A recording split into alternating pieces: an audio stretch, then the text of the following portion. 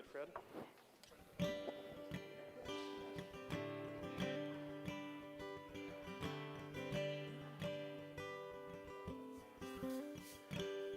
you want full energy for the opener or shaker? 75. Come in with a hand drum or the shaker? Let me come in with the shaker. We'll build into it. Yeah.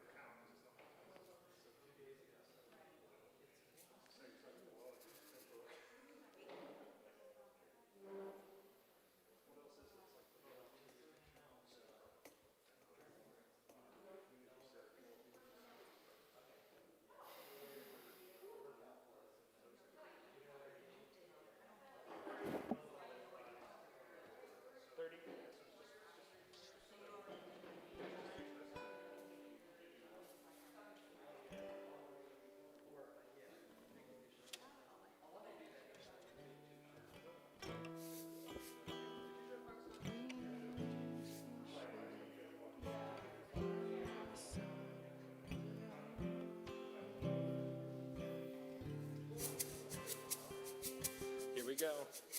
Ready? Yep.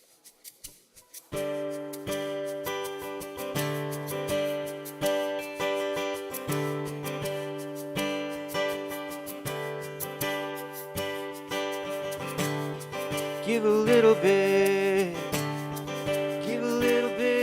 of your love to me. Give a little bit of my love to you.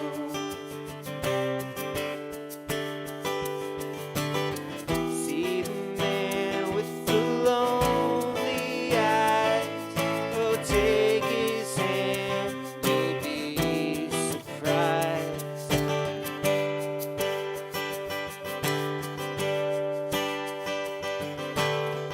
Give a little bit of my life for you. Give a little bit of your time to me. Now's the time that we need to share, so send a smile, we're on our way back home.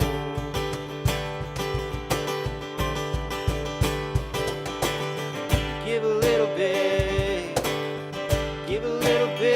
of your love to me. Give a little bit of my love to you. See the man with the lonely eyes, oh, take his hand, you'll be surprised.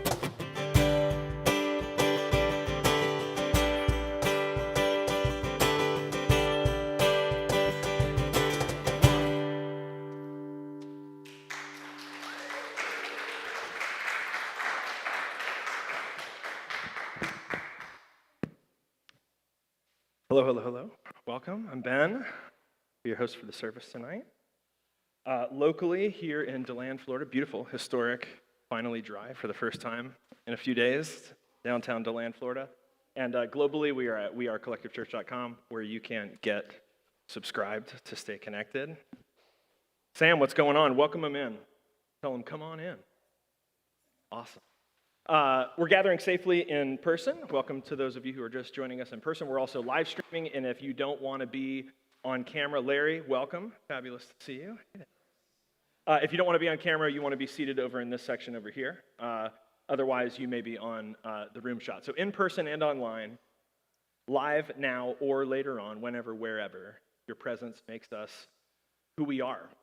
Liturgy means the work of the people. That's what this is, a service. A church service is called a liturgy. It means the work of the people. It's not my job. It's not my show. It's our opportunity to get together and work out spiritual community. So here to help us work each week are liturgists. Our liturgists tonight are with us always Kenny. We've also got Louise. We have Michelle. Super excited. Thank you guys for being in the room. Kenny's been a guiding voice for a long time. He's going to interact and bring the live stream community into the room with us. There's a couple critters that belong to me coming in. Oh my goodness. Come on in, guys. So we're excited that you're here. Kenny, who's with us online tonight? Judy Fontanez clapping in the chat for you and Fred for the music. Awesome. Fantastic. Hey, Judy. Dottie's watching along. She said that it's such a beautiful space. It's the first time she's been able to actually see it. Oh, cool. Dottie. Awesome. We can't wait till you make another trip down here. You can join us. Yeah. Yay, Dottie! And we've got other eyes on the video, but not as They're many not yet names in the chatting? chat. So Gotcha. Cool. if you want to get your voice heard, Yeah. say hi. Awesome. Very glad you guys are with us. Thanks again. We hoped Melanie's not able to be with us tonight, but Melanie was going to be here, and Kenny and I had so much fun this week talking about this new iteration of the house band called the Unrelated Wilsons, because Freddie and Melanie, but I didn't get to make the joke. That's a bummer. Yeah. But Freddie's with us. Freddie is our artist in residence. Thanks for being here, Fred. How are things? Things are well. Good. Glad to hear it. Point is, we all are Collective Church, and with us tonight to remind us what that means, our own Aaron Wagner. So, Aaron, give it to us. Hi, Ben and everyone. My name is Erin, and I am joining you tonight from Boston and from my last semester at the School of Theology. And what a gift it is to be able to keep coming back to one of the spaces and communities that really started me on that journey. I was lucky to be with all of you this summer, right before I left for seminary, and what a good send-off that was. So it's in that spirit of gratitude that I'm here to offer our community statement. We value highly the metaphor of journey. We're different people from different places and backgrounds, representing an intergenerational community, and we've traveled different paths. So we agree not to make assumptions about the person across from us, next to us, or in conversation with us. We challenge ourselves to be sensitive, knowing this community includes a diverse group of people, from lifelong followers of Jesus to those who are just now open to the idea that God might exist. We strive to avoid offense, to ask good questions, to articulate and explain our responses. We don't assume fluency in Bible, spirituality, or church language because we believe the message of Jesus is not for Christianity but for humanity. So we do everything in the spirit of love and grace.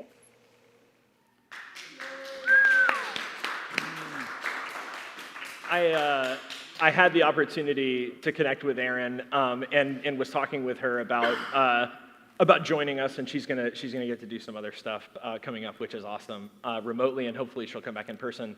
But super glad to have her back. And I asked her to just share, kind of catch us up. If you couldn't, the audio wasn't great. If you couldn't understand, she said she had been a pastoral resident the year before she left to go to seminary. Now she's just finishing in the School of Theology. And I asked her sort of catch us up. Where are you in terms of how you've lived with the community statement? You were sort of in the deep end with Collective, and then you went away and kind of learned and unlearned, all this stuff. So where does the community statement land with you now? And she sent us this, which is awesome. So let's check it out.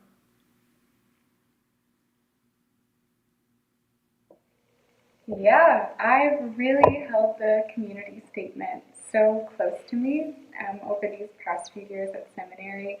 I've brought it out and shared it in spaces where the job was really to build and strengthen trust and community. I've held on to articulate and explain our responses like a mantra that kind of keeps me going on in papers and thinking theologically. But now the community statement holds so much more of a practical weight for me. In Boston, I also completed my social work degree, and so I've been working as a therapist at a community mental health center for the past year and a half or so. And it truly feels like almost every line of the statement is reflected in that work or is applicable to that work. But I think the one that I'm always am drawn to is the one that comes before my grad school mantra, to ask good questions.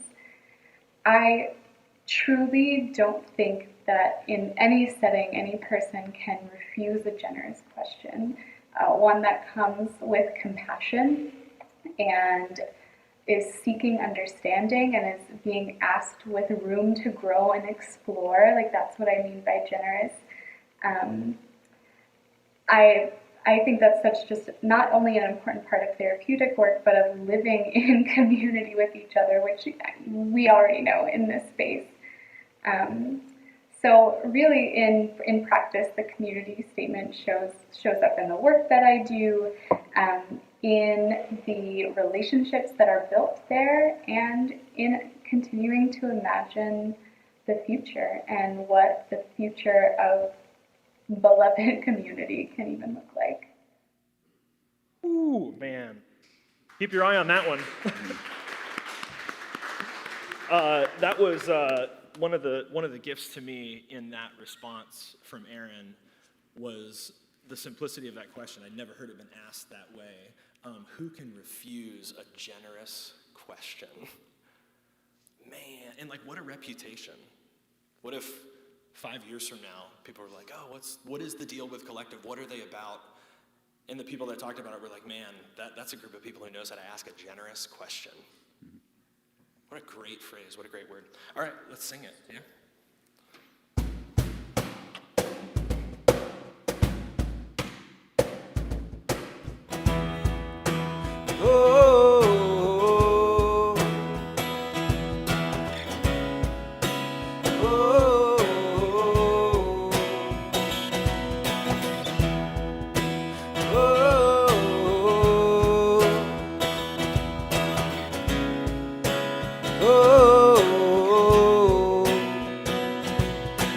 Different paths. We're beautiful people with messy pasts, so have no fear, no judgment here. Whether you believe in Jesus or don't believe in anything, it's something you can teach us. You belong, no right or wrong.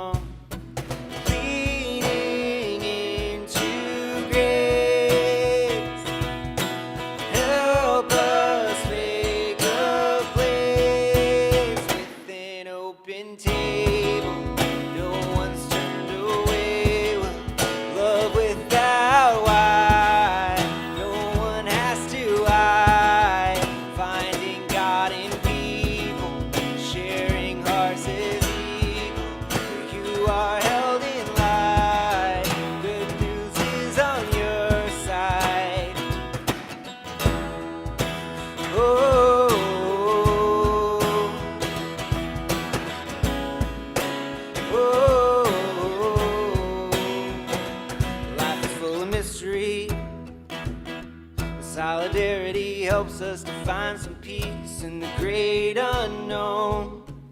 You don't have to be alone. Leaning into grace, help us make a place with an open table where no one's turned away. We'll love without why. No one has to hide. Finding God in people, sharing hearts as equals, where you are held in light. Good news is on your side. Oh,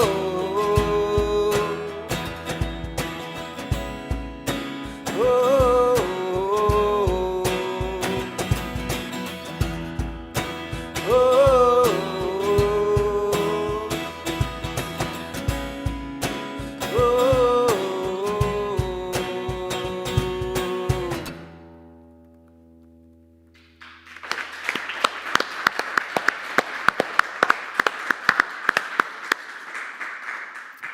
All right, real quick, two things. First of all, Louise, who is with us, and I'm not going to ask you to respond to this, but I just wanted to make sure that Louise knew that Andrew Brooks, who was playing music on his little college acoustic guitar in Louise's hookah lounge before this all started, is the one that wrote that song now, a decade later.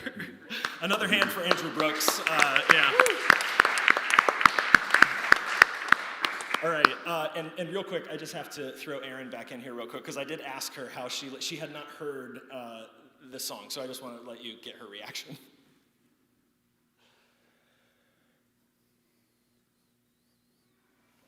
Not to be dramatic, but Love Without Why took me out. I was on the phone with Ben, and he told me to hang up, listen to the song, and call him back in 3 minutes. But I think I probably didn't even make it to 30 seconds before I was texting him, like, excited curse words, just unable to believe that this song is in the world, and then I got to listen to it.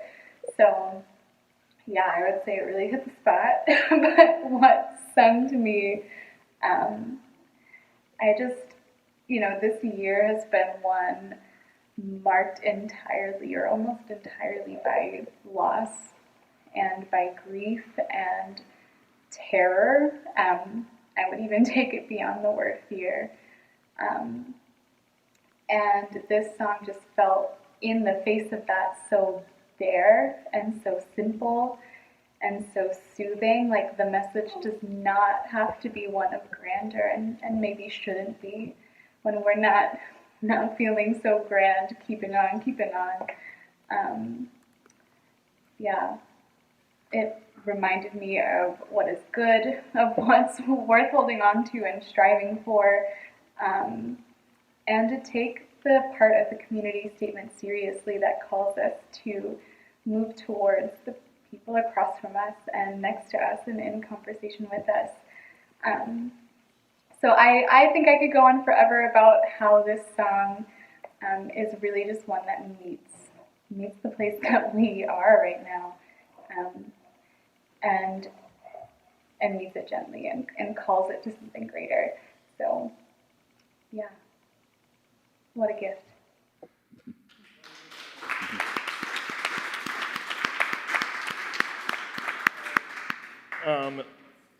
So speaking of practice, and by the way, I want to remind us, because I think sometimes, like, the church and like the preachers you see on TV give you a different perspective on what we're doing. This is what we're doing here. This is what Erin has been away for years learning to do. Not to be right about God, not to answer religious questions no one is asking, but to continue to do again in the next generation the work of figuring out what spiritual community is. How does it look like? How does it feel? How do we do it? And that's the question. That's always the question. Kenny, how do we do this? How do we practice this week? What are the opportunities? Well, it all starts with your email. If you haven't, go ahead and subscribe to the email and check the box for the rundown. Check your preferences and select rundown, then which groups you want within the rundown. You'll customize your dashboard for how you want to hear from us, and in turn, practice with us. So I want to give you a story. Last Sunday, Jay comes over at the end of the service. We're going to throw Jay under the bus because he's on vacation. And if he's logged on and watching on vacation, then Jay and I have to have another conversation. But we're going to assume he's not watching, so we'll throw him under the bus. Jay comes over and he says, I subscribed to the email, but I'm not getting anything. And so Kenny and I take this to our Wednesday meeting with our web experts, and sure enough, we pull up the history and we go, yeah, Jay did subscribe to that. But you know what happened? Jay clicked subscribe, but he didn't check what he wanted to see within the rundown. So he didn't get anything. Don't be like Jay. Get the email, click the rundown, and then specifically, what do you want to know? If you don't want to know about kids, don't know about kids. Even though Miss Kelly's back there doing childcare, we're going to do a big collective kids experiment in the month of May, but you may not want to know about that. Don't check that one. But Jay wants to know about work of the people, and Jay wants to know about collective care, right? And Jay wants to know about the Be Quiet, so we need, if you want to be getting the info, get that. Kenny, take us on to what we got. We can help you get set up if you need that help right after the service over at the bar. Then you'll see as much or as little as you want of us in our weekly practice menu in your inbox. Volunteers, this week everyone who has checked the volunteers group will be getting an email to come help. All hands on deck. More info to come on that. We also want to tease the resurrection of Art and Soul, but you will need a free ticket to reserve your spot. It's very intuitive. You can find it on Facebook and get your in-person or online ticket so that we can accurately plan materials for everyone interested. And I'll walk us through how to reserve a ticket next week here. A little later in the service, we'll be hearing from Michelle about our upcoming Death Cafe. If you want the reminder in your inbox, make sure you've got the box checked in the rundown. We love it that you are all here and with us online, but we have to remind ourselves that the point is the practice. Well, we said last week, we're changing the narrative to one where we have time. Make your plan to practice with us this week, get the rundown, check the boxes. Your presence makes us who we are. Awesome. Thanks, Kenny. You may have noticed that we're being, Bill. When is Work of the People meeting? Good question. Slight misunderstanding. Work of the People is not meeting every other week. It is meeting twice a month. So it is meeting this Wednesday. We had a 5-week month this coming Wednesday. It's a half an hour later. And it is a half an hour later because we're going to be back to back with Work of the People and Death Cafe. 7:30. Yeah. So you're going to want to just plan the whole night. Good question. Any other questions? Any other specifics? Because the point is practice. If you need to know what we're doing or when, great question. Thanks, Bill. So I recently read the story about a homeless guy who was interviewed and said his greatest fear was dying alone. That sort of the nagging existential fear. Will anyone be there? And then sort of projecting out past that. Will anyone remember? But part of what 2020 did for us is it sort of let us know that the fear of isolation is not only for those who are homeless. The dread of isolation is not a respecter of person. And so even if you're a praying person, you may cry out to God to take away not the theology, but the feeling of anonymity. Not the theology, but the feeling of loneliness. Not the theological rejection, but what it feels like to pray alone when you pray and not even God is there. That feeling is real. That feeling is valid. A lot of people felt that in the last year. And just this week, Pope Francis said this. He said, when we pray, we never do so alone. Even if we do not think about it, we are immersed in a majestic river of invocations. Invocations means to both call upon and open ourselves to the presence of God with us. We're immersed in a majestic river of invocations that come before us and proceed after us. And then there's a period, and then Francis summarizes what he just was talking about, and the words he chooses to reiterate are a majestic river.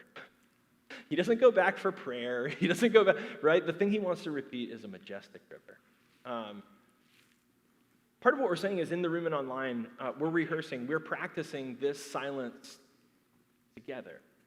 Silent togetherness. And so in a second, we're going to sound our singing bowl like we do every week. We're going to sit and we're going to ask you to join us for a few minutes in just gently returning to your attention.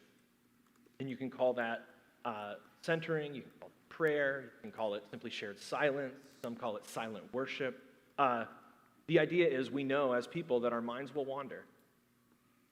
We're inviting one another as we sit silently together to come back to your breath without judgment, just to notice. Gently, gently to your breath. And for those of you who are online, to know that you're with us. To know that you're with us. That the majestic river in the room where you are is reaching us here in this space. Feel free to use the drone footage as best serves you and your sense of connection, one another, silence. As always, may silence allow us to contemplate what we want ceremony to accomplish for us. Humility, spiritual rebirth, strength for what lies ahead. Relax. It's all right. Sit silent together for about 3 minutes.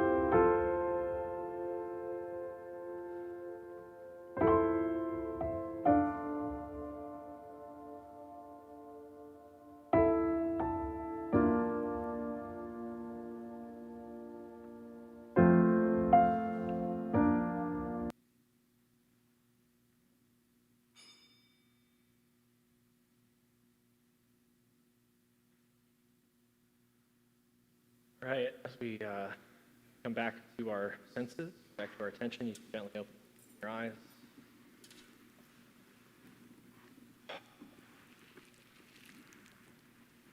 One of the things that I missed most not meeting together in person, the power of being together quiet.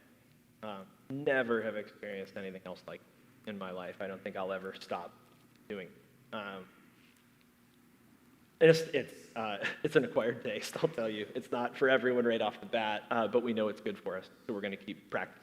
And we know that it cultivates openness to our hearts, to God, to our understanding and sense of the sacred. So we're going to keep practicing. If you love that and you want more, or you want more of less, I would recommend you check out in just a couple weeks the Be Quiet. Next Sunday, we're going to talk about how we practice silence in ways that cultivate healthy neighborhood. And then we're going to kind of kick off an experiment with a group where we sit silently together mostly. There'll be more details on that coming up, but stay tuned for that. Again, you need to be subscribed to the rundown, even just to get those new group emails. And the thing with silence, our whole mission, in sort of the simplified version of this, as we kind of restart again for the fourth or fifth time now. The whole point is that we are trying to, as people, to figure out what it means to have a healthy sense of self, and then to transcend it, for us to grow up from me to we, to practice in a community, and then from we, that community, to transcend itself and have a perspective for the entire world, people that aren't like us, people that we disagree with, all that kind of stuff. So part of the way silence helps us to cultivate that is in this movement. We begin isolated. We begin with a sense of aloneness in our silence, and slowly we come to understand that it's our silence. And I think that's what I mean by the power of practicing it together. Francis says the mystic river, the sort of Christian idea is called the great cloud of witnesses, the majestic river. The idea that there are those who have practiced that come before us, and that there are those who practice who will come after us. And I don't care. Here's the deal. I don't care what religion you grew up with or without. I'm inviting you to practice silence because I'm talking about the majestic river. And I think that transcends Christian tradition. And I'm inviting you to experiment with us making contact with that, even if you don't do the God, Jesus, religion thing. Dan, talk to me.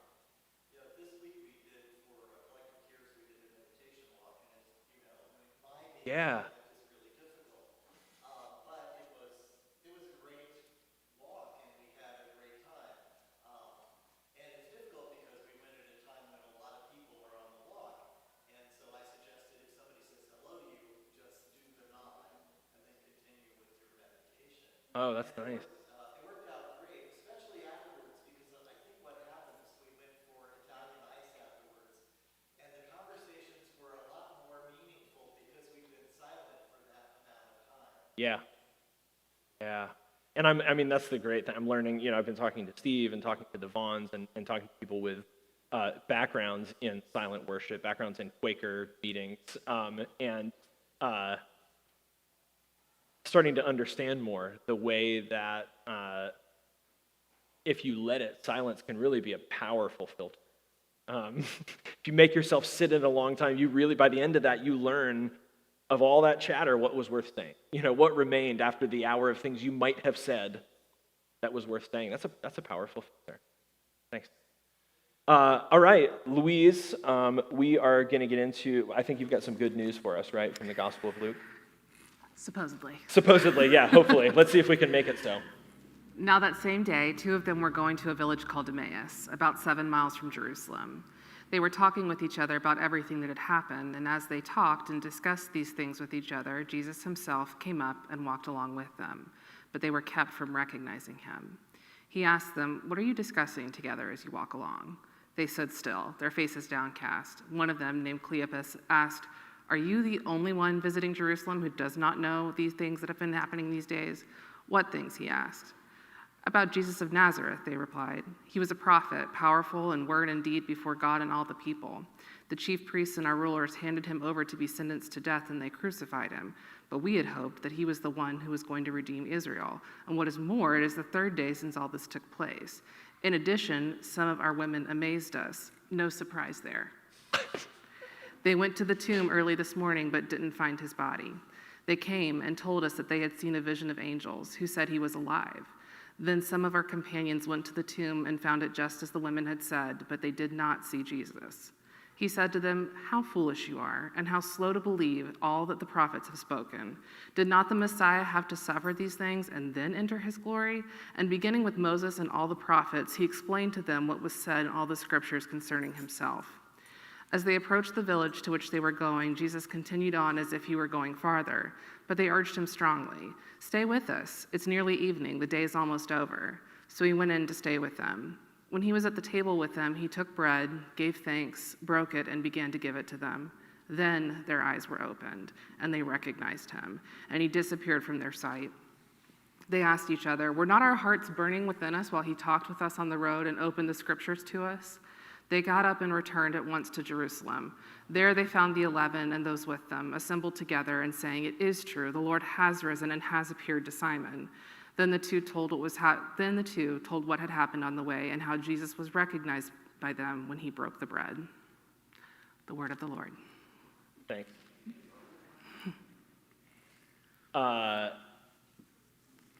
Thank you for starting that reading out like we all do.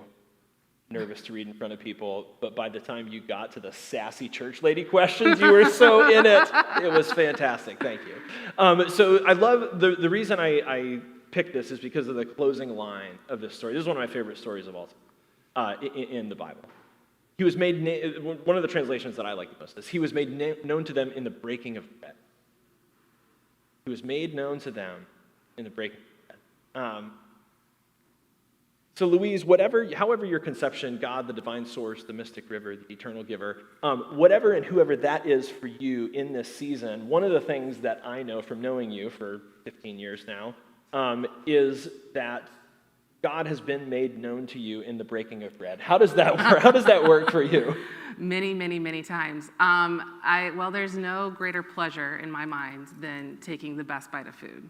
Yeah. And if that, to me, is the closest thing we're going to get to heaven while we're alive, is having that perfect bite, especially if it's been made by someone that loves you or that you love, or even a stranger. Sometimes it's even better when it's a stranger's bite because they're just giving because they want to and because they can. And so, to me, food, especially when shared with people that you love, is transcendent. And when I love to cook for people, and so one of my favorite dinners that I ever made was after kind of a trauma anniversary. So about 3 years after I had come clean with a lot of self-injurious habits and really some deep mental health struggles, I had a dinner for some of my close friends. Michelle was in attendance, and I made a dish kind of representing a favorite memory with each one of them. And truly, that's probably the most profoundly connected I felt to people ever, was to be able to kind of give them a taste memory of a moment in our lives together that was really, really special, and to have those people there with me to celebrate that moment. So to me, food is, it's an equalizer, it's a way to celebrate, it's a way to mourn together. Who doesn't love a good potato casserole at a funeral? Yeah. There's just so much that can be done in food, and I think it's something that we all obviously need, but there are common traditions across foodways that exist no matter where you are, like the flatbread, right? Like in the South, we have the hoe cake. It's cute. The tortilla, the naan bread, the roti. Like those flatbreads are something that all humans know about and make. And that, to me, is another example of God interjecting herself into the immediate moment, right? What do you need? You need bread. Let me show you how. And the diversity of breads. The truth is bread, right? And in all of its many forms, and its resplendent, diamond, faces. Man, so in a sense, we're asking, Louise and I are asking you to consider a definition of soul food that is beyond Paula Deen. The idea that there is a practice associated, and maybe not even with the food itself, but with our posture towards food, that is a vehicle for the deepest human connection we can experience, which we also happen to call God, and is what it is that we're trying to cultivate in community. And what would happen if we tried to name the feeling of soul food? Like, what is soul food saying? What is soul food saying to us when Louise and her friends have that bite, or when we've done potlucks in the past, Dia de los Muertos, where people bring a dish that's connected to their family and a memory, also connecting with loss, also connecting with grief, but with joy. What does soul food say to us? I think it says this: you are in a place where you belong. There's something about that bite of food that says to us, you're safe. You're in a place where you belong. And part of the way you know you're in a place where you belong is because of familiarity. You know, there's something there that says you've been here, you were safe when you were here, you have this bite of food in your mouth, you're safe again.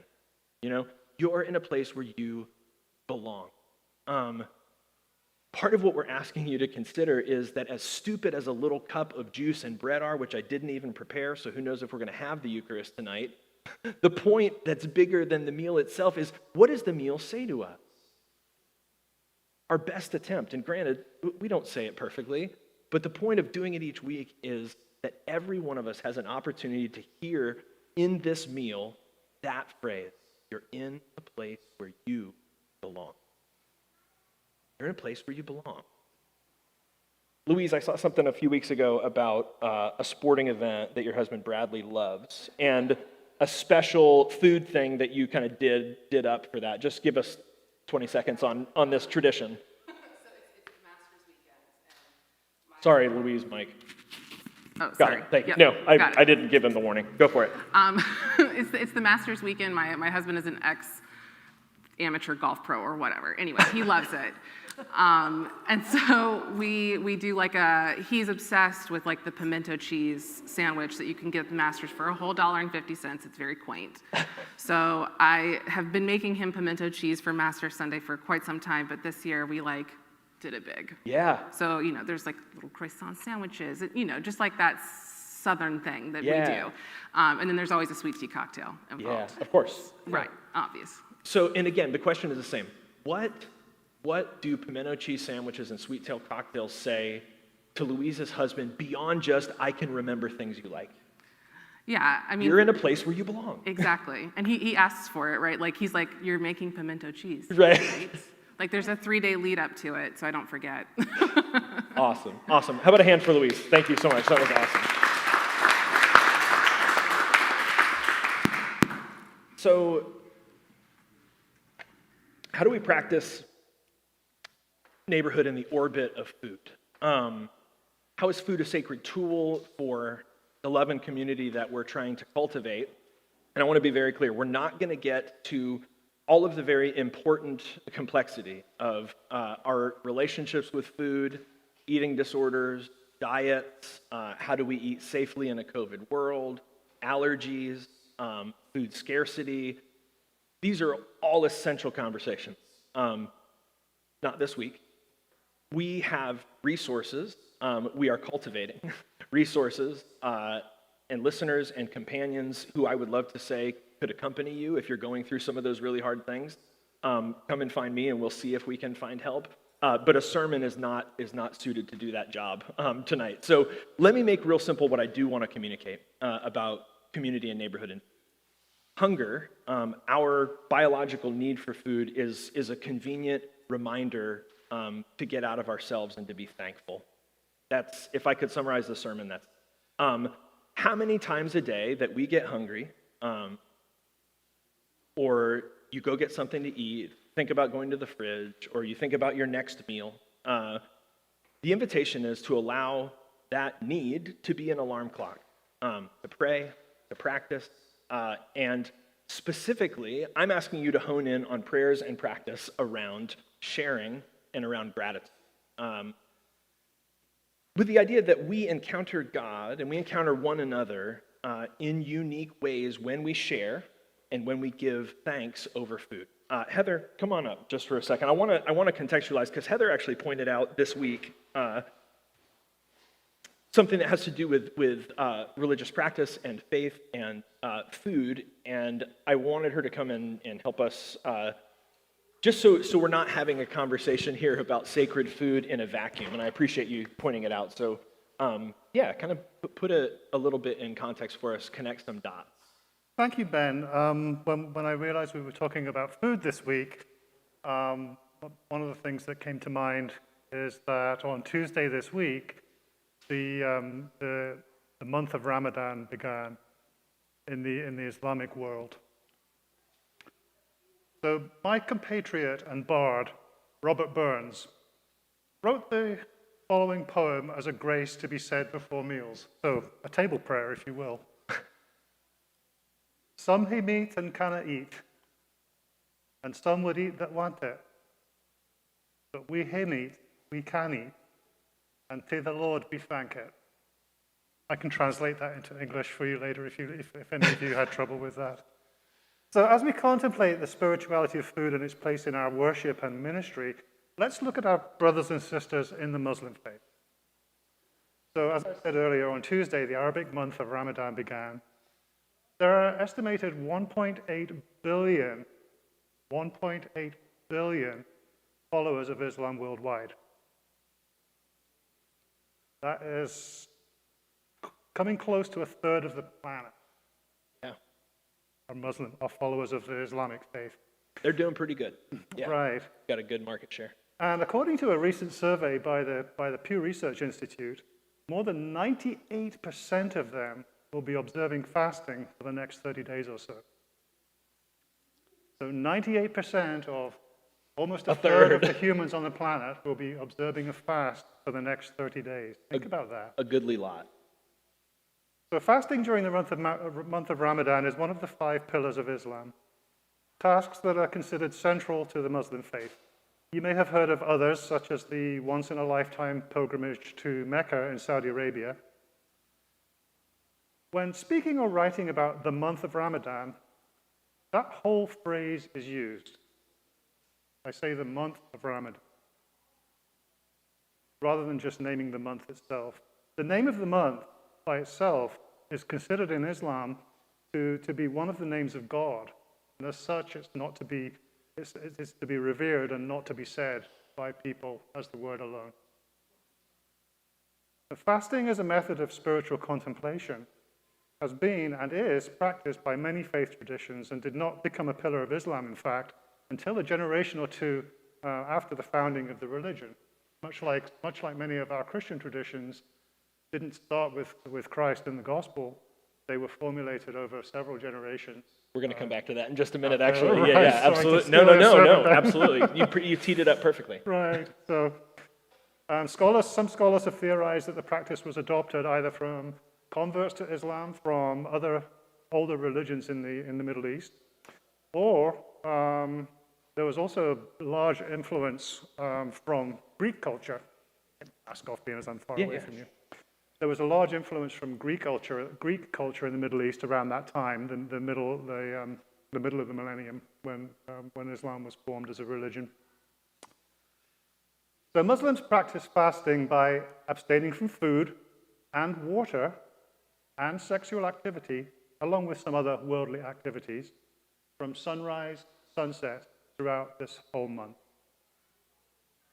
Ritual meals are taken before daybreak and after sunset, and a celebratory feast is shared during the festival of Eid al-Fitr when the month is over. If you know any followers of Islam, and look up on Wikipedia when Eid al-Fitr is at the end of the month of Ramadan. Find their mosque, and you will be welcomed in to one of the most fantastic feasts you can ever have in a building. You'll be very welcome. So as the Muslim calendar is not the same length as ours, the month of Ramadan occurs at different seasons each year, kind of migrates through the Western calendar. So in the summer months, the period of fasting is much longer because sunrise to sunset is longer during the summer months. And this time of year, it's particularly hard because the sun comes up pretty early, going down fairly late. For Muslims who are in the Arctic and Antarctic regions, where the time between sunrise and sunset could be weeks or months, obviously you couldn't fast between those safely, then the fast is done during the times of sunrise and sunset based on Mecca in Saudi Arabia. So they've kind of thought of this. And Yeah, they've worked it out. obviously that wasn't something that happened at the beginning of the Muslim faith because there were no people in They set up the rules. Arctic and Antarctica Right. in those times, or none that were communicating with people in the Middle East.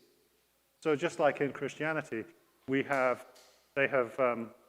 adapted their faith to make it work for the people in various situations. During the fast, Muslims contemplate hardship, especially those that suffered by others. Although it's a required pillar of Muslim faith, adherents are exempted from fasting if they're pregnant, if they're nursing, if they're traveling, or if fasting would be harmful to their health. So as we praise God for the blessings of our food, let us share in the spiritual value of abstinence and remember those that would eat, that want that. Awesome. Thank you, Heather. Appreciate it.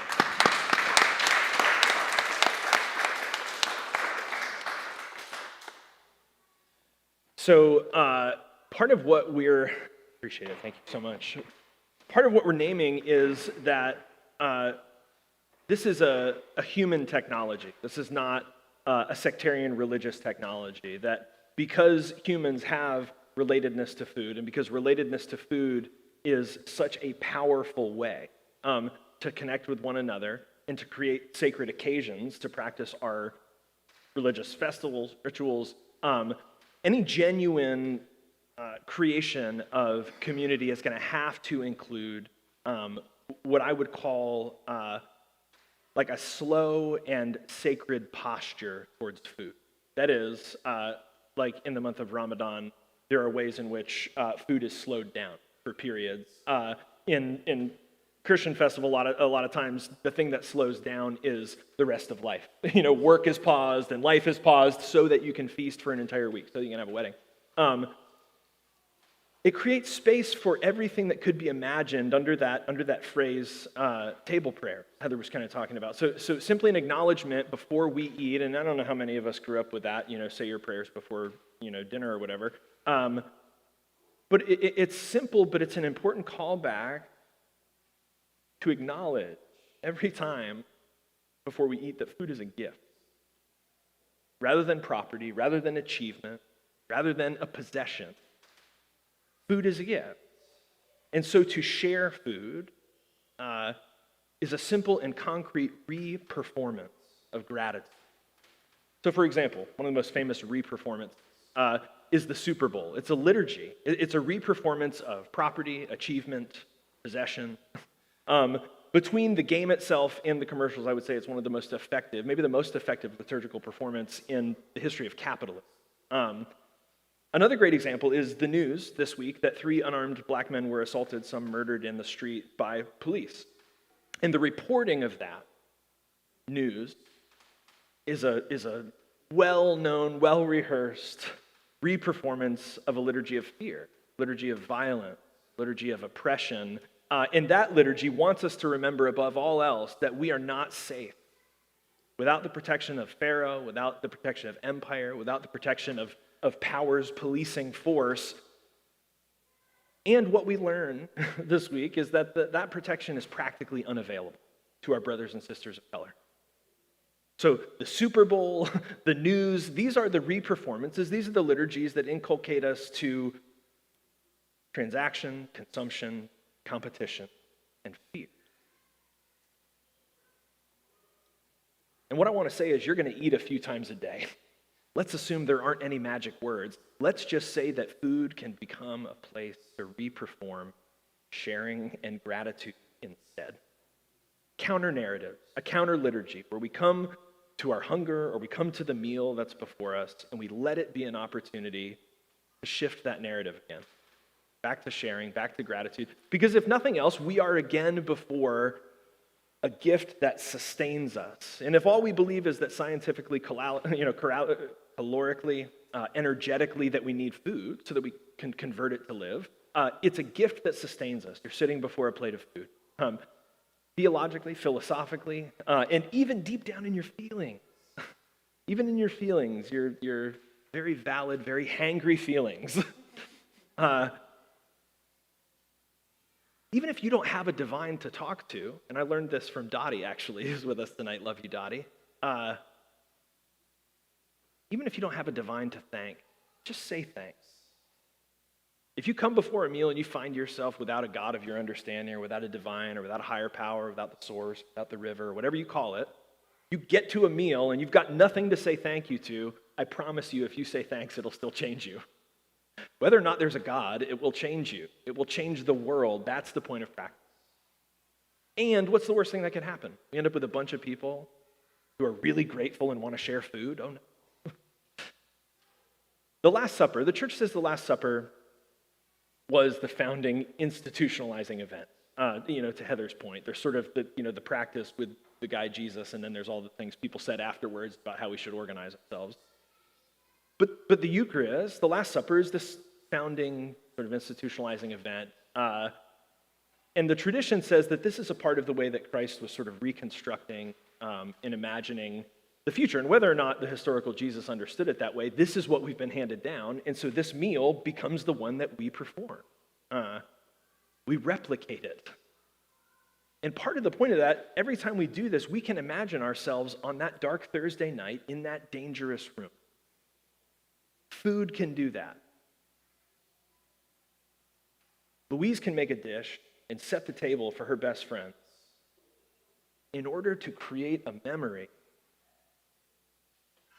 of self-harm, a dark room, a dangerous place, and a meaningful place, right? A place of healing. Dark place, a dangerous place, and an important place. We can imagine ourselves there. And it's covered by layers of institution, covered by the memory, not always of that room, but of the re-performance. And sure, the Last Supper shares continuity. It shares continuity with the Jewish Passover Seder, in which people tell stories, share gratitude. And so in the Christian tradition, it becomes a way of re-performing this meal of intimacy, which I would say is the feeling associated with sharing. And gratitude is intimacy. So in the story in the gospel, Jesus makes an appearance after the resurrection. They don't know who Jesus is. These two disciples are walking with him. They don't know who he is, but they still invite him to break bread with them. They invite the stranger to stay, to break bread, to give thanks. And I want to say this. This is something I realized this week. Some of your most pivotal moments as a Christian, and you may not consider yourself that's fine. But I realize some of the most pivotal moments as a Christian are when you're following as faithfully as you know how, and you don't really know who Jesus is. And I think that's I love that reading of this story, is that you've got people who are just doing their best and they have no clue, and they're walking. That's good enough. That's fidelity for that moment. And the truth is, that's all of us. And the truth is, that's the history of the Christian tradition, is that we're all here trying to do our best to get to our best version of Jesus, and we all also don't really know who Jesus is. That's a lot of why we're still at this. I think the key to our best take is in the response. When we find ourselves in places where we're doing our best and we don't have any idea who Jesus is, what do we do when we're there? I think the beautiful thing in the story is that we still invite the stranger to break bread. Because I think when we don't know who Jesus is, that's the only thing that's going to remind us, is to find ourselves at a table, breaking bread, people we love, strangers. Because it draws us into some of the most important formative and re-performance work of our lives. When we eat, we can allow it to invite us to share and to give thanks. And again, I think of those words, share and give thanks, and the words that are connected to them for me are belong, that sharing creates an experience of belonging, And gratitude creates an experience of humility. Again, that I didn't do this. I'm not here eating this because I deserve it, so I get to consume it. It's a little bit more humble than that. So you have in the story, it says that Jesus is recognized to them in the breaking of bread. But it also gives a specific phrase about how Jesus does that. It says he takes, he blesses, he breaks, he gives.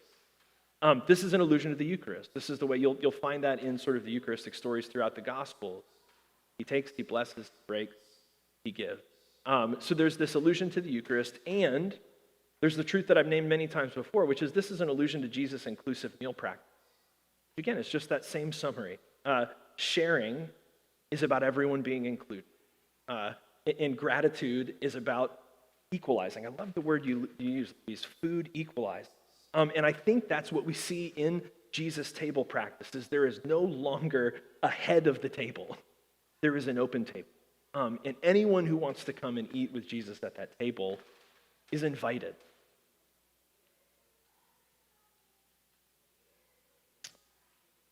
This week, we're going to have a couple of chances to bring together these practices.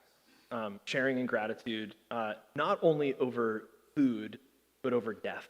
And you may be thinking, I know, how heavy a topic. But also, how simple is this technology? To disarm our fear of death by giving us the soul food of coffee and tea. Right? As if to say, even in the presence of death, have a tea. Which is, have a tea is another way of saying what? You're in a place where you belong. And part of the way you know that is if we're getting together on purpose just to talk about death, and you end up there, you're in a place where you belong, right? You didn't end up in that room by accident, very likely. So, Michelle, tell us what you're excited about with Death Cafe and a couple of these opportunities to practice this coming week. I'm on.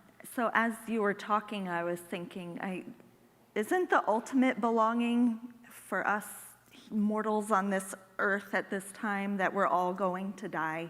Like, it's our common mortal humanity. That's the ultimate common denominator and the ultimate belonging. And I can't think of a better time, frankly, than, as Aaron was talking about, we've all been immersed in whatever death or grief or the ending of things has looked like for each of us and our communities over the last year. The other word that kept coming to mind was vulnerability. So Death Cafe is a chance to come and be as vulnerable and open and ready to immerse yourself further in that, or be as reserved as you want.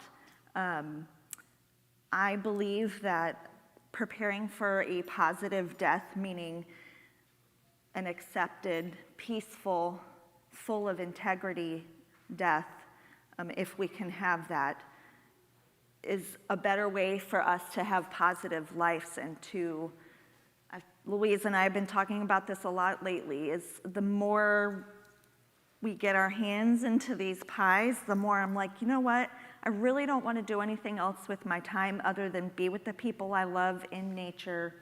Like before we came here, we were just meditating out at a lake together. And I can't tell you how grateful I am to have a best friend that is there with me. Yeah. So let's do more of that. Let's be our common humanity together. So the first one is Wednesday, this coming Wednesday at 6 p.m. here. And then we're trying to do a second one on alternate hours. So we'll also be here on Saturday at 10 a.m. to 12 p.m. So Wednesday or Saturday. Awesome, thank you. Part of what you guys can do to help, if that's not you and it doesn't need to be, let's let part of our practice this week be thinking about people in our lives who could benefit from something like this. And maybe our practice is shooting somebody a text or an email in the next couple days and going, hey, I heard about this at church, or hey, my friend was talking about this. I know it's been a rough year. is this, and make it a question, is this something that would be interesting? Is this something that would benefit you?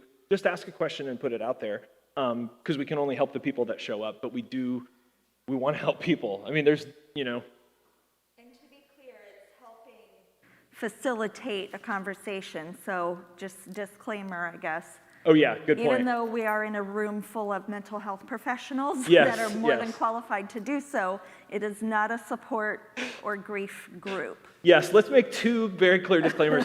I love that the disclaimer was we're in a room full of mental health professionals. We're also in a church. This is also not going to be religious answers to death, nor will it be mental health stuff. But like we've said in the past, we're gonna try to have resources available. If there are things you need help with, more specifically, we'll be able to hopefully hand off and make those referrals.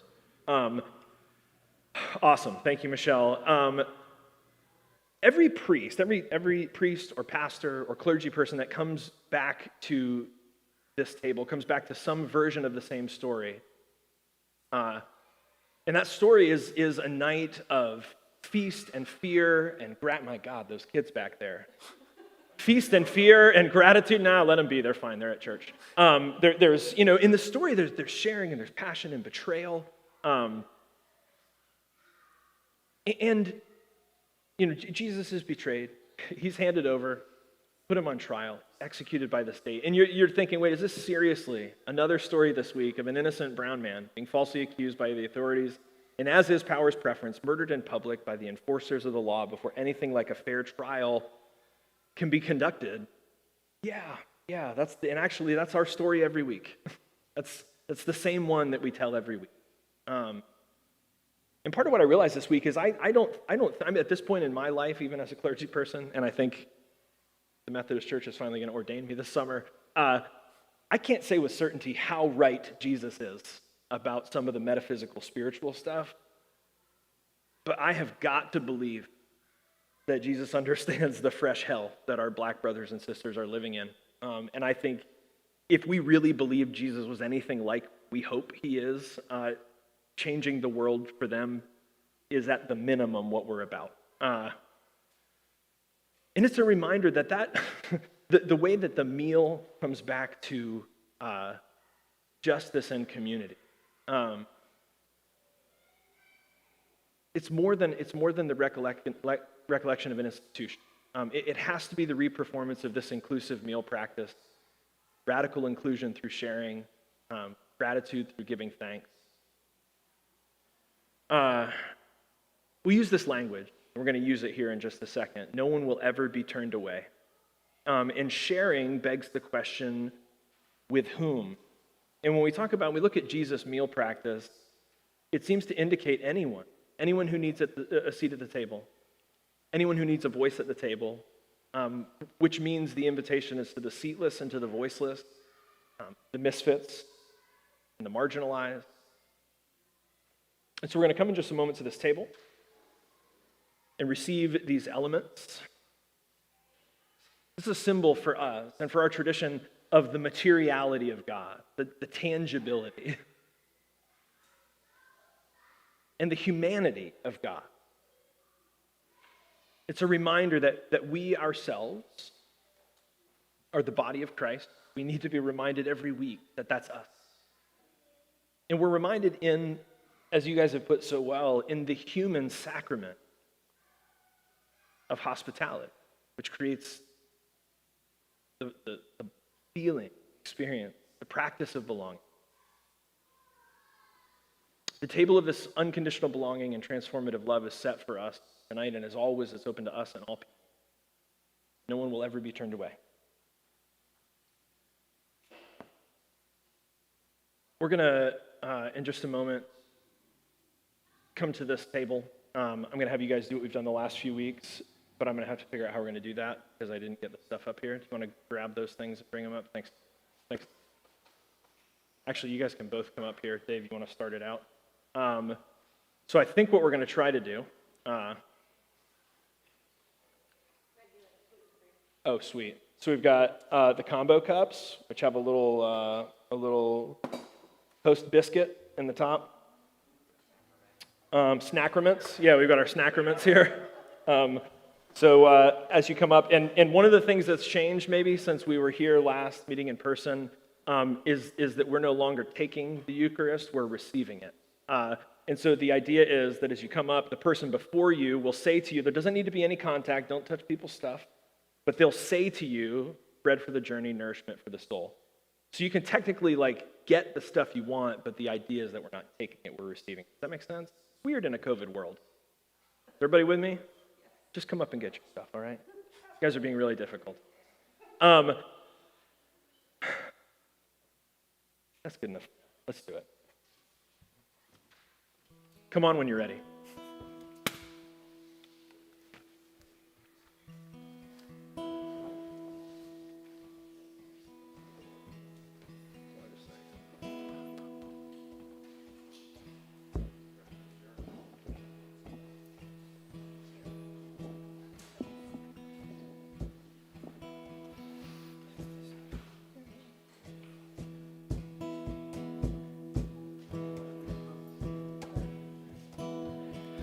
This is redemption. When do I bother at all? Nothing to mention, nothing has changed. So I'd rather be working for something than praying for the rain. So I wander on to someone else's say.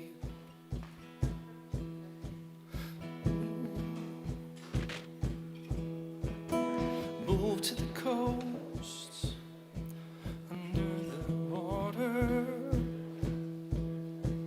swam in the ocean, slept on my own.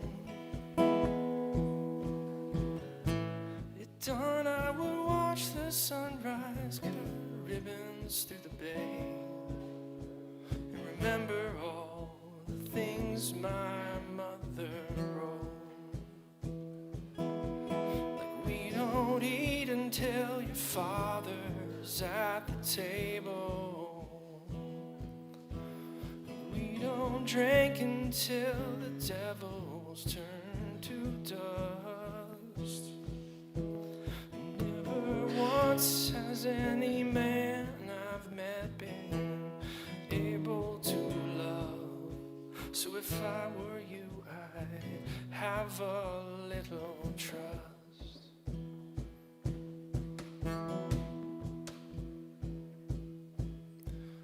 2,000 years I've been in that water. 2,000 years sunk like a stone, desperately searching for nets that those fishermen had thrown, and trying to find a little bit of hope.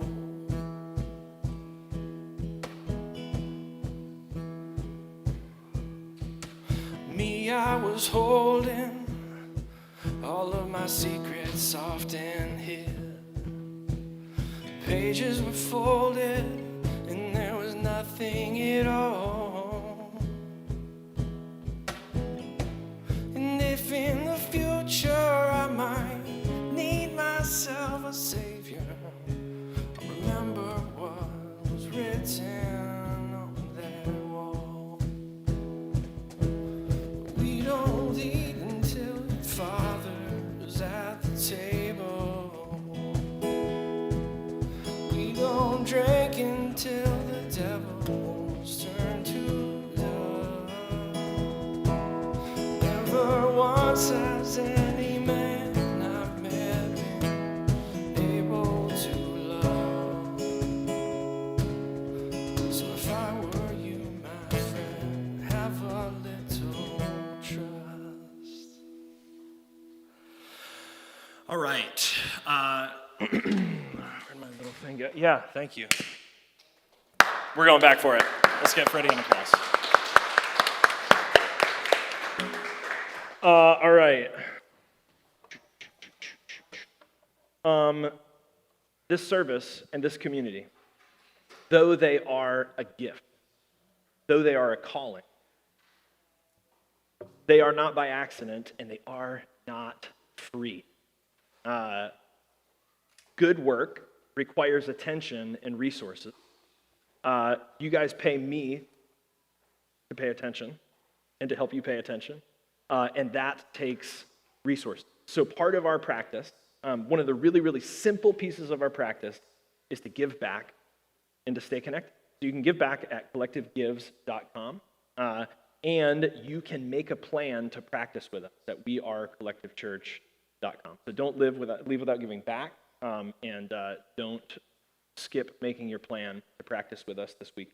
Let's bring our hands together as a symbol of our intention.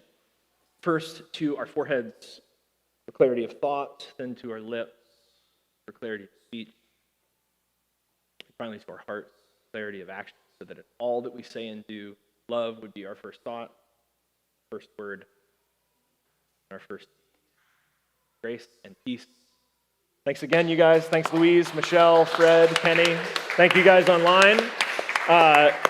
We are at a point again this week. As much as I wish we could do everything, we can't do Zoom well right now. And so I'm going to get into that a little more this week. But we're going to not do the Zoom tonight. We're going to wait until we can do it well. We love you online. Thank you guys so much